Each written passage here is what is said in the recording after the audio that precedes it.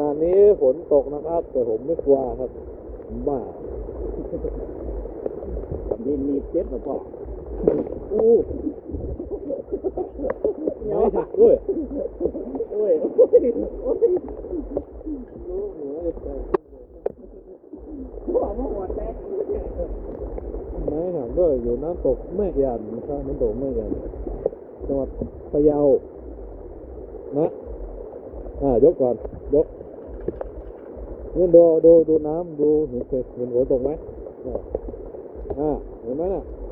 ไม่รู้น้ำจะนองน้ำน้อยถือน้ำเยอะแล้วเนี่ยฝนคงจะตกเยอะ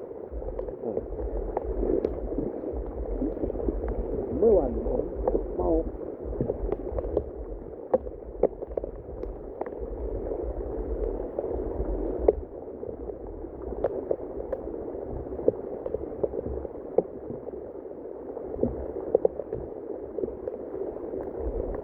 บรรยากาศดีมากเลยน้ำเยอะมากเลยดิบซีทั้งหลายหน้าไปม้าได้พูดไม่รู้ว่าน้ำจะมาตอนไหนนะครับ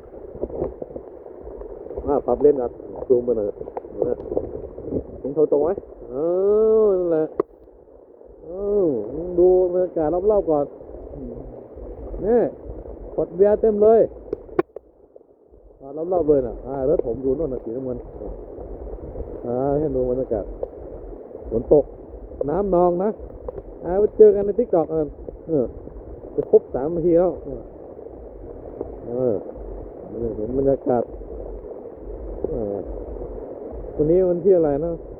2 3ที่3เหมือน3พอแล้วแบตจะหมดนะแค่นี้นะครับ